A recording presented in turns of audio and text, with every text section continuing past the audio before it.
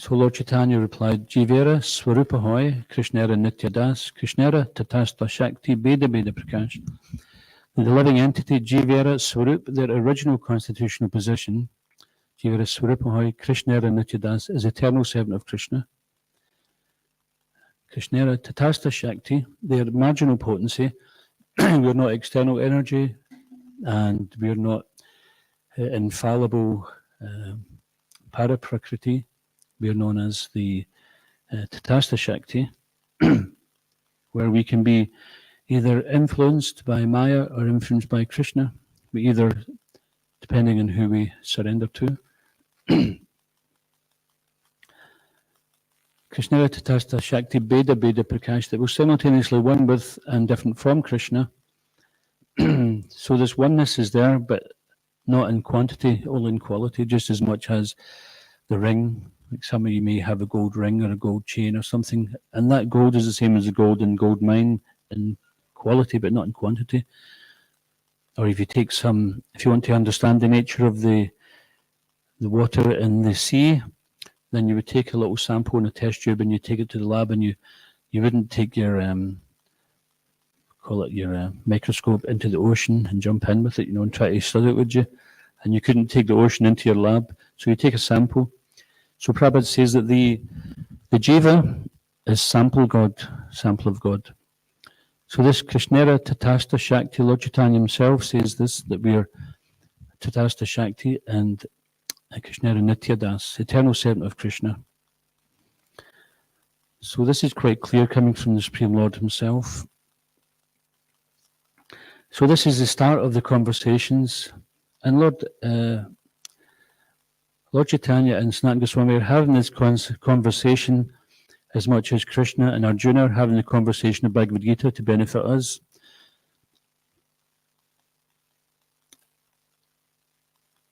So if we remember from Bhagavad Gita, Krishna, who takes the role of the spiritual master, previously they were relating as friends, and then Arjuna becomes bewildered, and automatically he takes shelter in Krishna. He doesn't have to think about it, immediately just takes shelter because he's eternal devotee. And Krishna says, many, many births both you and I have passed. I can remember all of them, whereas you cannot. So Krishna and Arjuna, they appear so many times. So Arjuna also, he didn't have to be spoken Bhagavad Gita, but he's so surrendered to Krishna, he allows himself to be put into a situation where Krishna gets opportunity to speak Bhagavad Gita so that we can hear it. And similarly, Sanatana Goswami, being the surrendered devotee of the Lord, then he knows the questions to ask.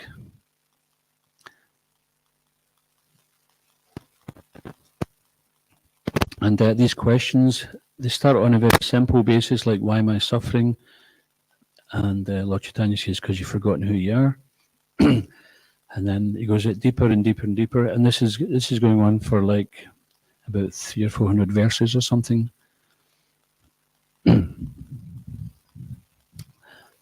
So also I'd like to speak a little about Chaturmasya, and then we'll go back into Guru Purnima. So the Chaturmasya begins in the month of Asada, June, July, from the day of Ekadashi called Sayana Ekadashi, and the fortnight of the waxing moon. The period ends in the month of Kartik, October, November, on the Ekadashi day known as Uttana Ekadashi, and the fortnight of the waxing moon. This 4-month period is known as Chaturmasya. Some Vaishnava observe it from the full moon day of Ashada until the full moon day of Kartik. That is also a period of 4 months. This period, calculated by the lunar months, is called Chaturmasya. But others also observe Chaturmasya according to solar month from Shravan to Kartik. The whole period, either lunar or solar, takes place during the rainy season. Chaturmasya should be observed by all sections of the population. It doesn't matter whether one is Grihastha or Sannyasi. The observance is obligatory for all ashrams. The real purpose behind the vow taken during these 4 months is to minimize the quantity of sense gratification. This is not very difficult. In the month of Shravana, one should not eat spinach. In the month of Bhadra, one should not eat yogurt. In the month of Ashvina, one should not drink milk. In the month of Kartik, one should not eat masura dal or urad dal. On the whole, during the 4-month period of Chaturmasya, one should practice giving up all food intended for sense gratification, which for some of us might mean we'd starve for 4 months. So, of course, if we offer everything to Krishna, then it's not for sense gratification. We offer to Krishna's pleasure first, and then we take the remnants. But still, we can perform the austerities of Chaturmasya, which aren't very austere, really, is it? We see also in other faiths they do things like that, and like in the Islamic faith they have Ramadan, and Catholicism, I'm not sure if all Christianity, then they have 40 days of Lent where they fast from certain things. So it's natural to perform some kind of sacrifice, giving up something for the pleasure of God, for a higher purpose, and for our own self-control.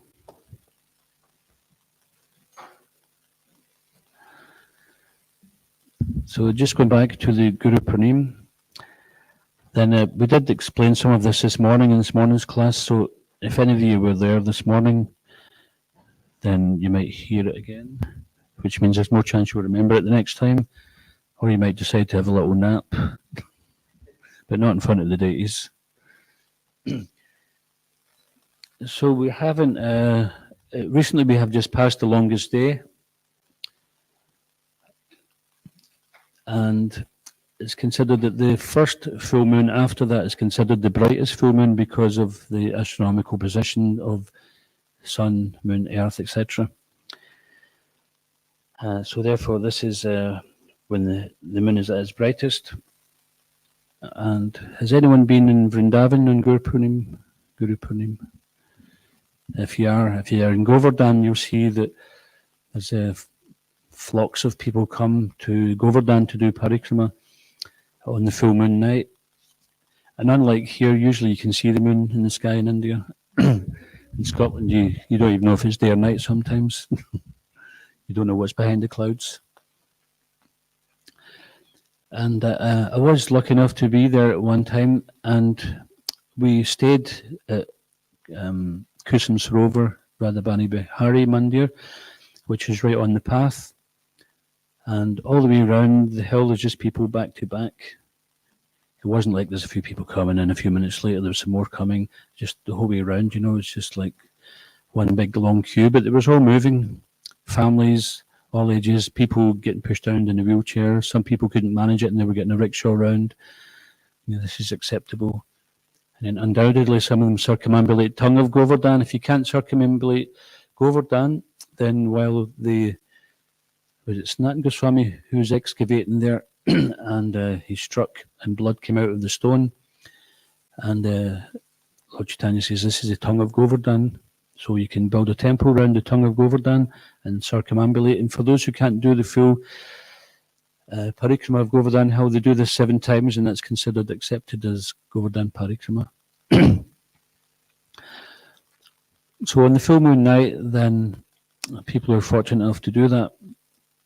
So there's another aspect of the full moon is that and what's called Guru Purnima, because just as the light of the sun is reflected, that is the day or the night, I should say, when the most light is reflected from the sun. So the spiritual master, he's like the moon coming into the life of living entities, where he's reflecting the light, the knowledge coming from the Supreme Lord.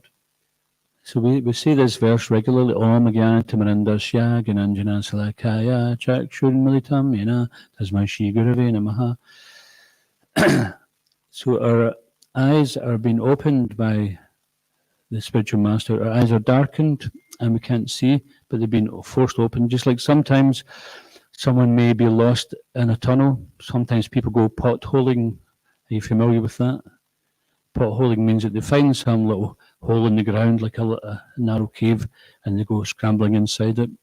And sometimes they get to a point where they can't go forward and they can't go back, and it's bas, finished. It's a very dangerous sport. Big risk. There's enough risks in life without going crawling down holes in the earth. The people, they're searching for something. But so anyway, say someone's stuck in a dark cave for a long time, and then someone says, come out, it's a nice world out here, you're suffering in there's no food, there's no light. Okay, finally they're convinced to come out, but the light's too strong, so they shut their eyes, they don't want to see it. So sometimes the spiritual master will gently open their eyes, and sometimes he has to force them open, isn't it? So sometimes we hear the translation of that verse, I offer my respectful obeisances unto my spiritual master, who's forcing open my eyes. So it means, like, even though we know, yet the spiritual master's got some knowledge to give, that we're so stubborn we don't want to hear it. Yeah, no, but wait, I'm not ready for it. I'll get it later. But how many lifetimes are we saying later? And the spiritual master knows this. His compassion it is. He tries to gauge, how much he can give to the disciple. Not only does he give the medicine, but he's also trying to gauge the dosage he can give of the medicine. Inichi Aushadi Maya Nasi Baro Lagi. Lord Chaitanya Mahaprabhu is giving this medicine of Harinam Sankirtan. And the Aushadi, the medicine, is simply that we take this chanting. So Bhaktivinoda Thakur said that the essence of all forms of religion is to loudly chant the holy names of the Lord. Because that means we're hearing it ourselves, we're overcoming our mind, and we're saying it so that other living entities can hear it. So the word guru, we did ask this question in class this morning. So can someone tell me what is the meaning of the word guru? Heavy. Yeah. Heavy, like he looks very kind of foreboding, or he's just really big. Like we're saying Laddu Sadhu, right? You know Laddu Sadhu? They're very heavy, isn't it? Sometimes they're hired to come and eat laddus at some function.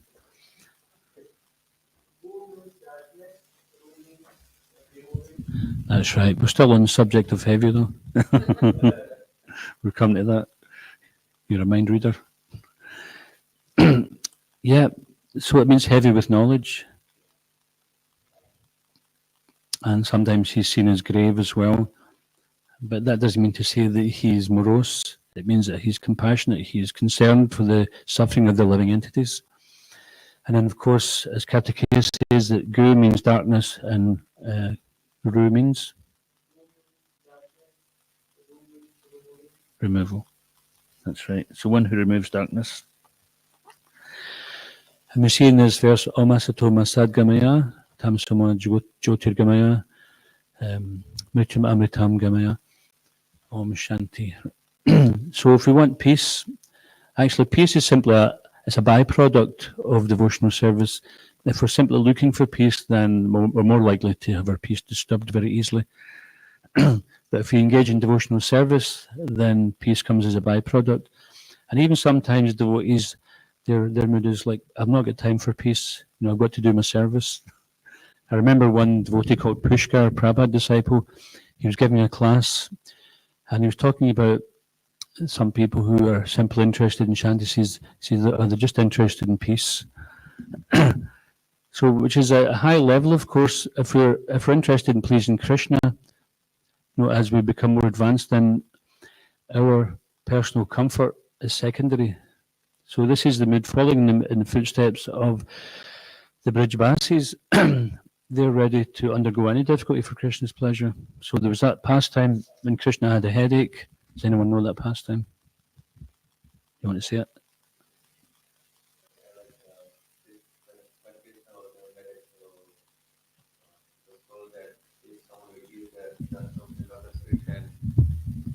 Will get cured. Yeah, so whenever Krishna will get the dust off someone's feet, then Krishna will get cured. But no one was giving his or her dust off his feet. But then the gopis were approached, and then they were ready to give it.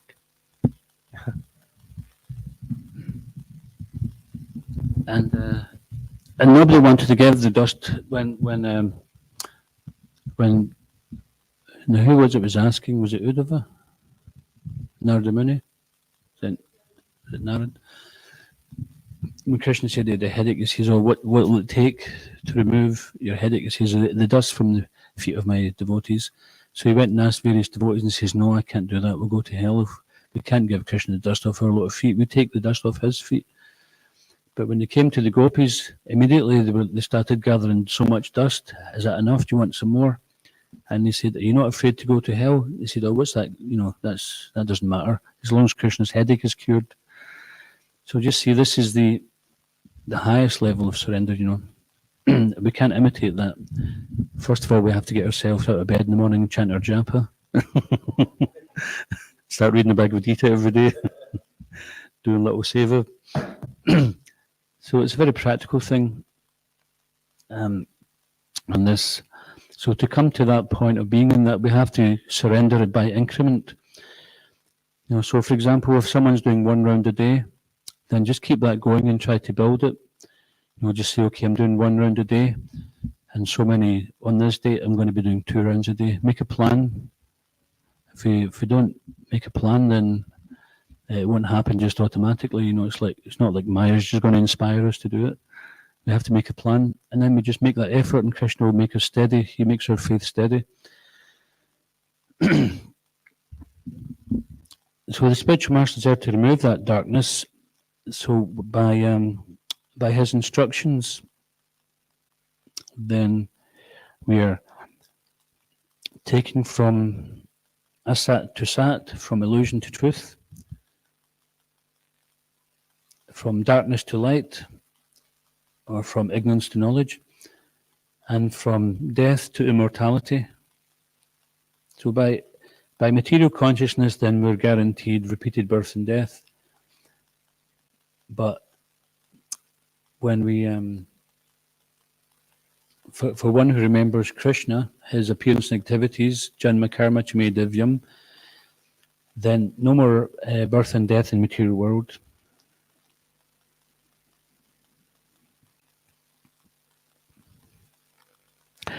So this, the brightest moon in the sky, is a representation of the Guru, the spiritual master, how even in the darkest of Kali Yuga, then he can enlighten the disciple. So this is the proof, as that even though we may be so much attached and habituated by material sense gratification, by the instructions of the spiritual master, then we can become elevated.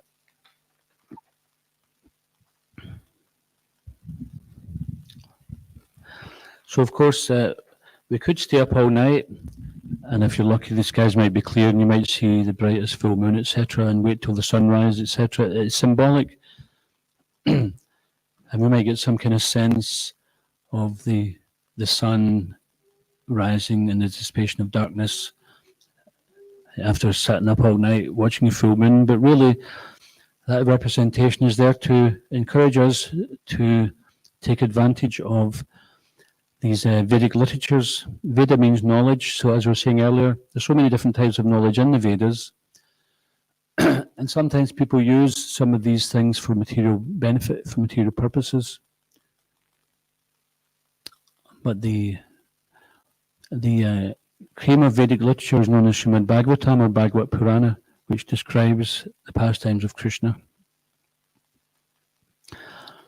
So it's understood that Bhagavad Gita is the words of Krishna, Bhagavatam is the words describing Krishna, and Chaitanya Charitamrita is the mind of Krishna. And therefore we try to understand one, then the other, and then finally that one. We don't just try to understand Krishna's mind without understanding his directions. And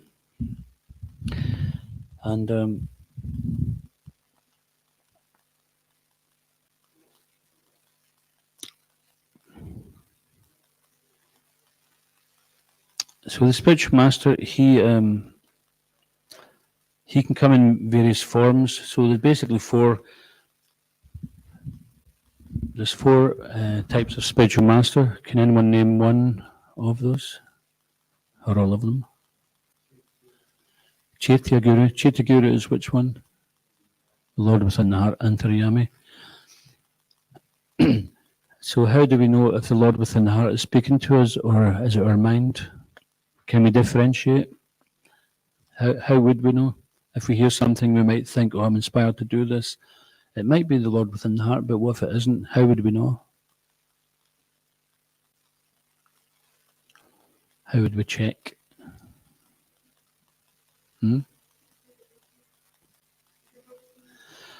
Yeah, so Guru, Sadhu and Shastra.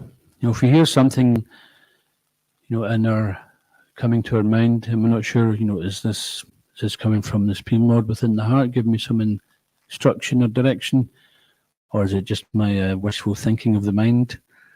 Then we can see it. Is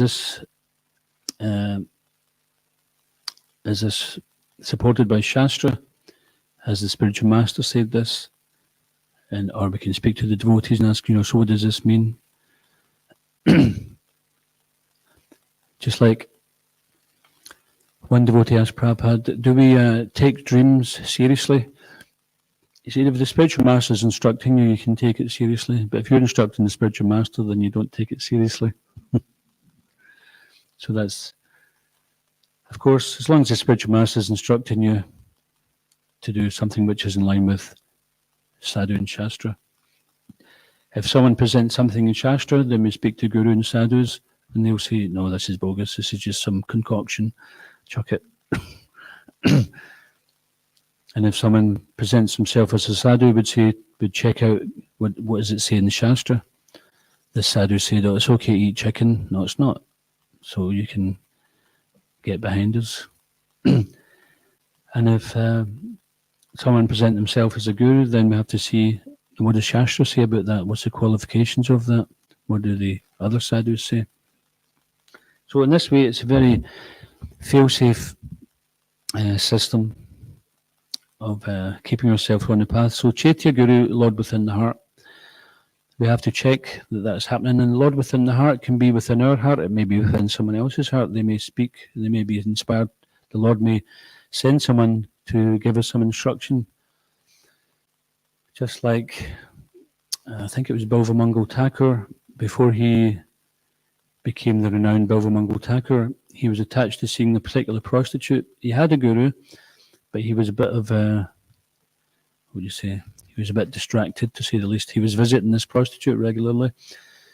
And one time there was a big storm and he swam across the river and he thought he'd held on to a log. It turned out it was a dead body. But still he held on. He got to the other side and he weathered the storm and finally got to the door of the prostitute. And the spiritual master spoke through her and said that if you had this much determination to serve Govinda, you'd be a pure devotee in no time.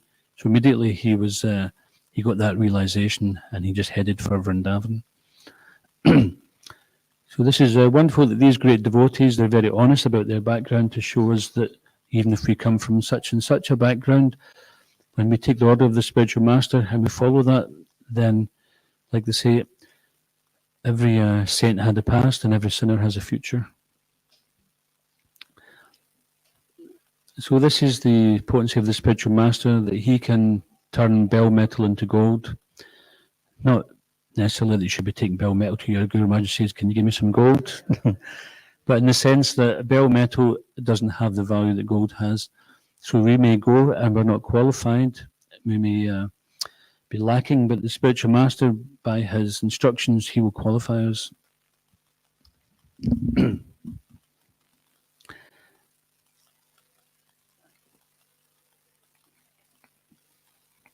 So, Srila Prabhupada, he was also being glorified by some disciples and godbrothers, and he said that my only qualification is that I never changed anything. And this is very important. If you see, he is saying my only qualification is I never changed anything. So what he got from his guru, he never changed. He understood the purpose of his spiritual master's mission, and therefore he was successful where others hadn't been. And this is also in line with the negative instruction, verse 1, Vachavegam Manasakroda Vegam, where controlling the actions of anger, the mind's demands, the urge to speak, etc. So the urge to speak, this is Rupa Goswami's nectar of instruction, Upadeshamrita. And Prabhupada gives in the purport, he says there's libraries full of countless thousands of books simply because of the urge to speak.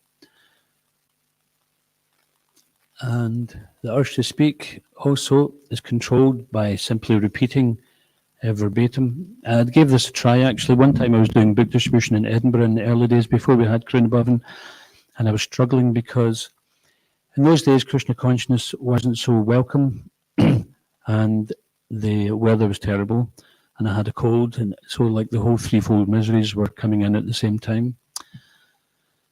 And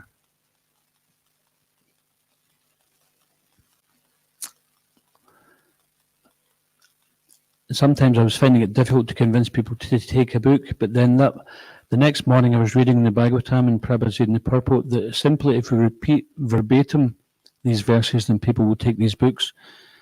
So then I read a couple of things which I thought would be relevant, and the next day the opportunity came and I just thought, I don't know if this fits, but I'm just going to say it anyway. And I did it, and they, oh, okay, I'll take a book. And it was like magic. So this is what happens when we put our faith in the words of the spiritual master and we act on that, then Krishna will reciprocate immediately. Some success will be there.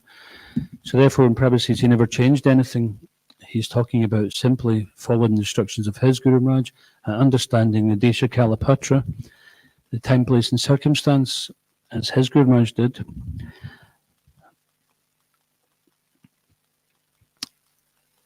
So this way it gives a clear indication of what the spiritual master should be. So another type of guru, we talked about Chaitya Guru, and there's three others. Anyone? Shiksha Guru. So yeah, Shiksha Guru means one who gives Shiksha. So for anyone who doesn't know what Shiksha is, it means instruction. And there's two types of Shiksha Guru. Does anyone know what those two types are? There's two categories of that. One is the person who gives Shiksha related to your eternal position, and he will give you instructions to as to who you are in your eternal constitutional position. And the other Shiksha is one who gives you day-to-day instructions for your gradual advancement from day one. See, there's the Shiksha is two different categories. And then there's another guru which sounds like Shiksha, Diksha. So he gives you initiation. And certainly in ISKCON, generally the one who's given you Diksha is the one who you'll take Shiksha from primarily. But also because there are many different gurus in ISKCON, then we can listen to all of them, and we can, or not all of them, but we can certainly see that we can listen to more than one, as long as don't get confused. So Diksha means initiating into the process of Krishna consciousness. And because our parampara is also on Shiksha, then some devotees, some spiritual masters were given Diksha by somebody, but their Shiksha, their connection through parampara was Shiksha. So just like Bhaktivinoda Thakur, then his connection is through Shiksha from Jagannath Das Babaji Maharaj. He was initiated by Bipin Bihari Goswami, but he's not in the succession. It doesn't mean to say that he's not worthy, but the succession was and such. And then there's a fourth type of guru, Vartman Pradarshika Guru. Is that what you said? Yeah. So I can't quite hear what you're saying, but I know it's Vartman Pradarshika. So does anyone know what that means? One who introduces you to the path of Krishna consciousness. And so for that person, then we become grateful. If one is pious, they're always grateful to the person who introduced them to Krishna consciousness. Even sometimes that person himself may fall away, but we think, well, they helped us, we should always remain favourable and a well-wisher of them. Just like Srila Prabhupada explains in Bhagavad Gita that even the most stalwart devotees can fall victim to Maya. So when we hear sometimes a spiritual master falls down, then we shouldn't be so surprised. Prabhupada says that we should not be surprised by anything that happens in this material world. And some of us have had that experience where we lost a guru, or we've lost more than one guru. But it doesn't mean to say that Krishna stops becoming God, or that the process of surrendering to guru stops. It just means that someone tried to do some service, and they were attacked by Maya, or they fell victim to Maya. So that person may have done so much to help us, so we should always remain grateful for the help they've given. But we have to be clear on that, not that we think we remain attached to them and that we follow them if they're bogus, So we remain grateful for what they've done to help us, but we don't follow the same wrong path as them.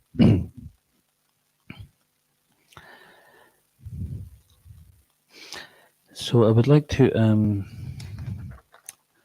quote one verse. Guru Krishna Prasadi Pai Bhaktilata Bij. So Brahmanda Brahmati Konya Bhagavanaji, Guru Krishna Prasadi Pai Bhaktilata Bij. The living entity is wandering through many species of life, throughout so many different planets, species, universes. But by the mercy of Krishna, as soon as the living entity desires to know what is the truth, why are we here, why are we suffering, these questions Sanatana Goswami was asking, then the Lord within the heart, the Chaitya Guru, will start directing us, and he'll start getting other people to direct us also. And then we meet a bona fide spiritual master, and by that bona fide spiritual, by the mercy of Krishna, one gets Guru, and by the mercy of Guru, one gets the seed of devotional service. So it's and that verse generally is there to help us understand how rare it is to get the association of a bona fide spiritual master. So the next part I want to speak about. When am I supposed to finish? When do we talk till? 4:30. Okay. Thanks. So the next part I wanted to speak about was that from 11th Canto, Chapter 7, Lord Krishna instructs Uddhava. So this is interesting because here we see some other, from the Avadut Brahmin, who was, Krishna speaks about this to Uddhava. He's talking about the Avadut Brahmin who's speaking to King Yadu. And this Avadut Brahmin he's describing how he has 24 different types of gurus. And these also, we can see that too. So these are different lessons to be learned. So I won't speak about all of them because we need like a full day or two for that, but we'll speak about a couple of them. I can list them here because there's a summary of the chapter. And then we'll just speak about a couple of them. So as described in this chapter, the Supreme Lord Krishna replied to Uddhava's prayerful entreaty that he be allowed to return with him to his abode. Krishna advised Uddhava to take to the renounced order of sannyas, and when Uddhava showed interest in more elaborate instructions, the Lord further described the Avadut's account of the 24 spiritual masters. After hearing Uddhava's prayerful request to be taken back with him to the spiritual world, Lord Krishna informed him that he was indeed desirous of returning to his own personal abode because the purpose of his descent had been successfully fulfilled, and the misfortunes of Kali Yuga would soon beset the earth. He thus advised Uddhava to take up sannyas by fixing his mind upon him and establishing himself in theoretical and realized transcendental knowledge. So that means theoretical and practical devotional service. The Lord further instructed Uddhava that while remaining untouched by contamination and compassionately disposed to all beings, he should begin wandering throughout this temporary world, which is simply the combined manifestation of the Lord's illusory energy and the imaginations of the living entities. That's a nice point. Not only is it the illusory energy, but we see that people don't even view the illusion in the same way. We see it according to our Atmanam Daryate Jagat through the filter of our own, or the tint of our own false ego. Uddhava then stated that renouncing material things in a spirit of detachment is the source of the highest auspiciousness, but such renunciation is certainly extremely difficult to accomplish for living entities other than the devotees of Supreme Lord, because they are very attached to sense gratification. Uddhava expressed the need for some instruction by which foolish persons who misidentify the body as the self can be convinced to carry out their duties in accordance with the order of the Supreme Lord. Even great demigods like Brahma are not completely surrendered to the Lord, but Uddhava declared that he himself had taken shelter of the only true instructor of the absolute truth, Lord Narayan, the all-perfect, all-knowing master of Vaikuntha, and the only real friend of all living entities. Hearing this, the Supreme Lord replied that actually the Jiva soul is his own guru. So we have to be very careful with this.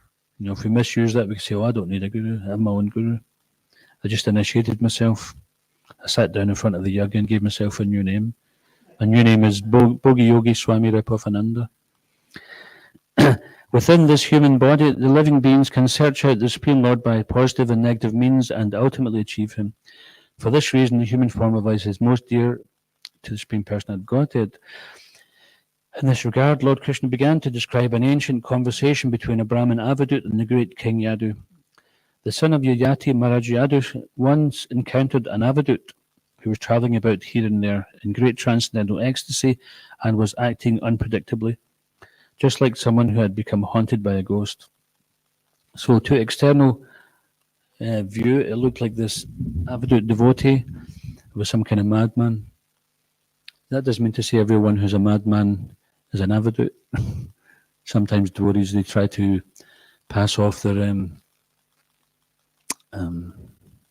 eccentricities as being Avadut, but that's it's not necessarily the case. Avadut means one who's followed all the rules and regulations and is so advanced and purified that they're not even in the material world, but they're still in the material world, but they're not attached to it. And we can see, we'll see some of the proofs of the Avadut.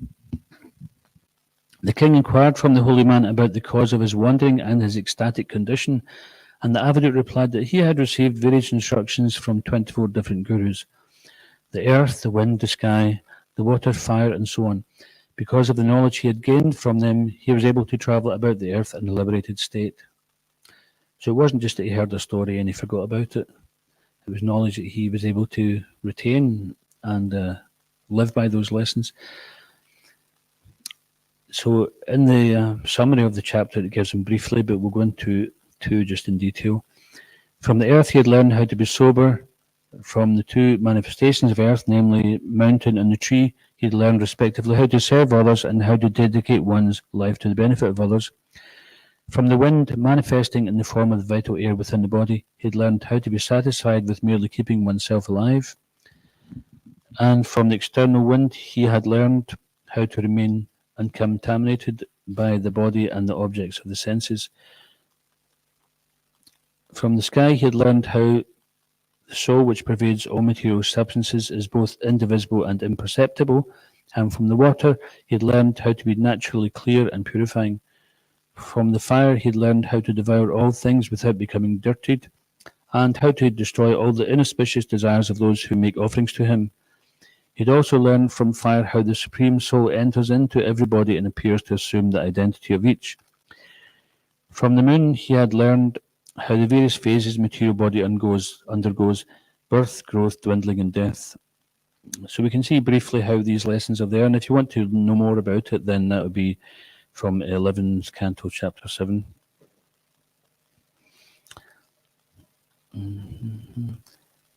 From the sun, he had learned how to avoid entanglement even while coming into contact with sense objects, and he had also learned about the two different modes of perception based on seeing the real form of the soul and seeing false designative coverings. From the pigeon, he had learned how too much affection and excessive attachment are not good for one.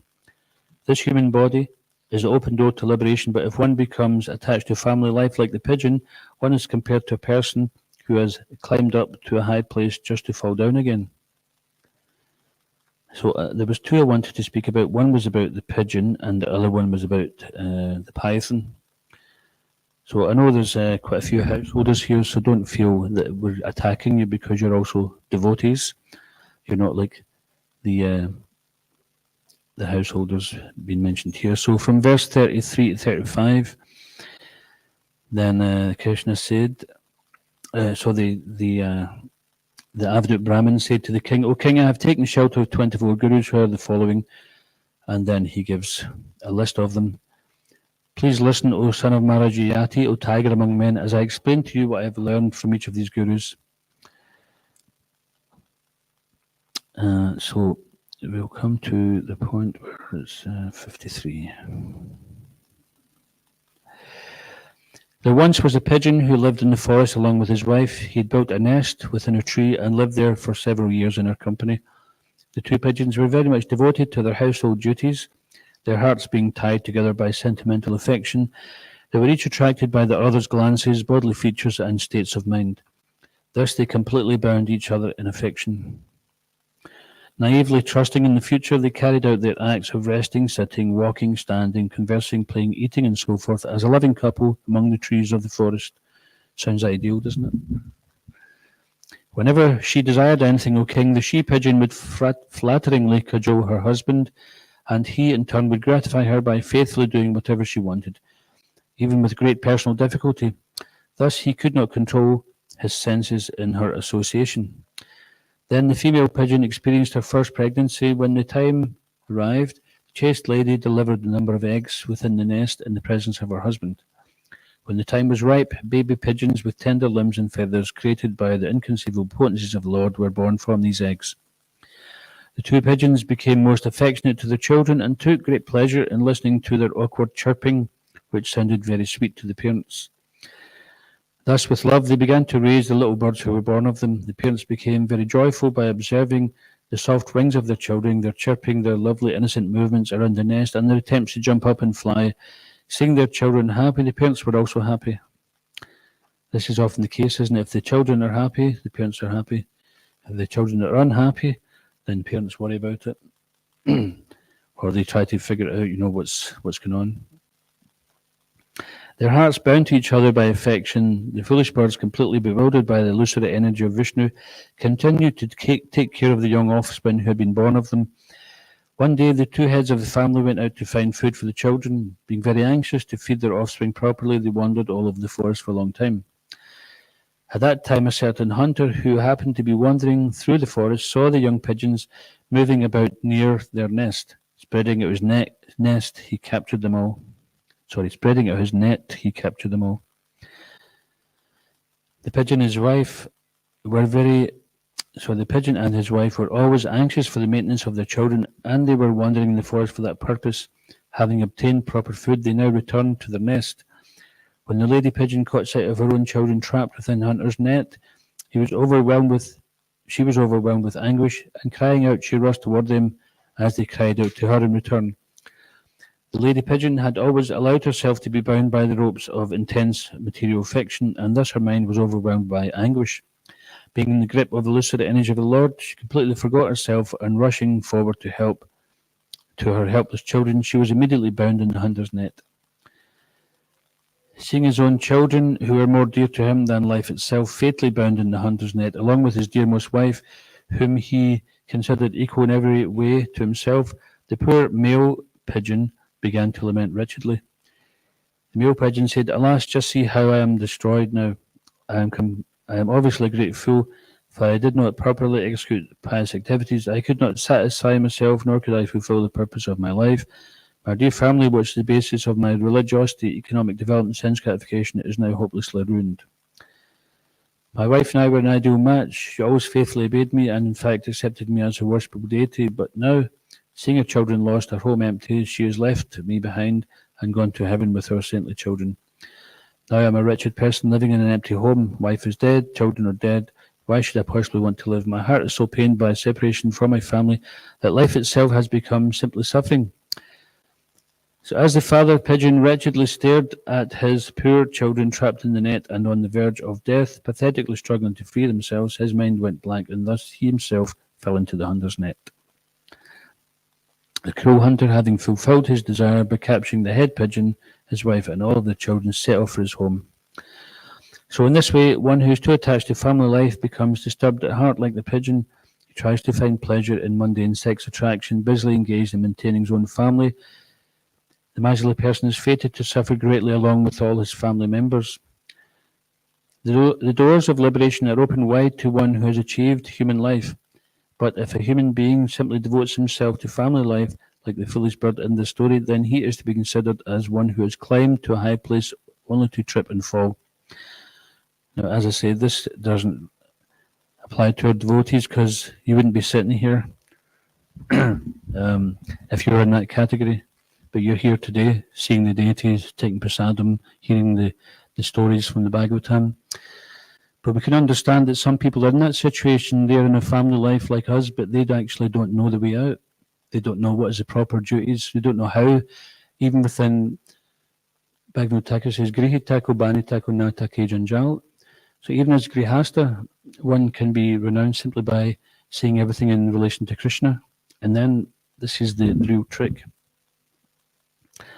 So that took a little bit longer than I expected, but this next one is quite short, and then we can finish there.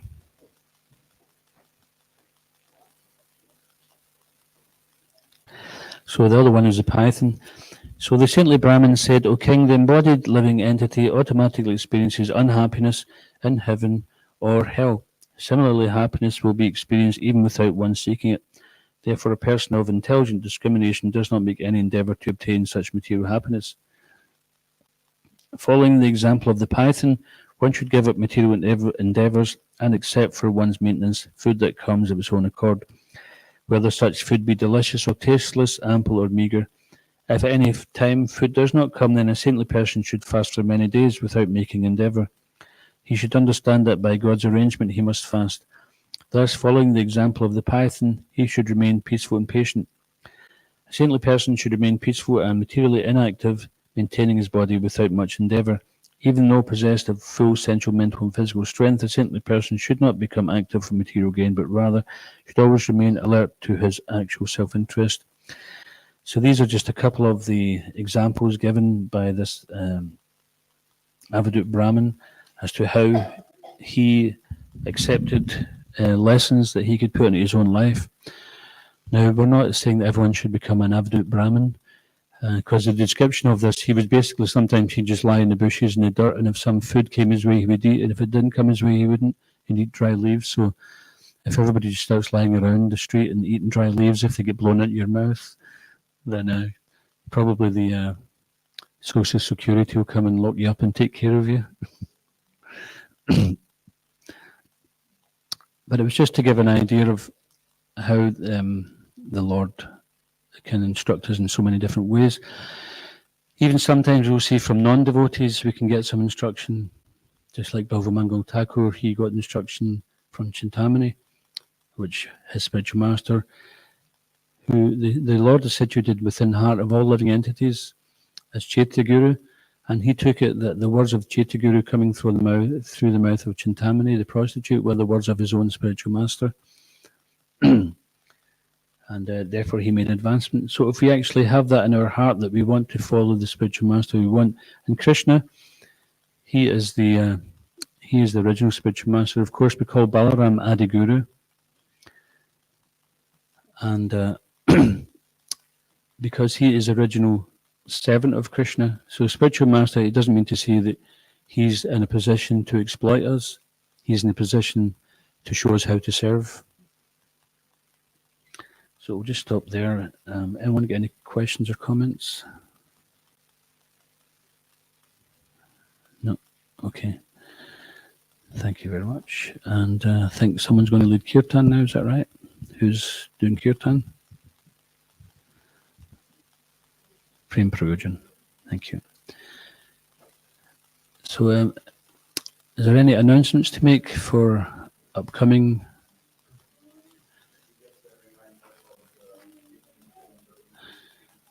Okay, yeah, so I suppose there's 3 announcements to make. We have 3 guests coming soon. There's one Prabhupada disciple coming soon, who is Dharma Setu. He's a friend of Pradyumna here, and he'll be coming on Tuesday, staying for about a week. He'll be giving some talks, some house programs, hopefully, and some talks at the temple. And then we have, no, I think he's last, Janardhan Maharaj, disciple of Gopal Krishna Maharaj. He'll be coming to do some house programs and some preaching at the temple. And then we have Chaitanya Charan, who's doing a retreat. He'll be giving some classes here in the morning, but he's also doing a retreat if anyone's interested. It is a paid retreat. And we can see Ananda for some details on that. Okay. Shri Guru Purnima ki, Shri Guru Parampara ki, ISKCON Guru Vinda ki, Shri Prabhupada ki, Shri Kuntai Mahaprashashi ki, Nitai Gaur Premanande.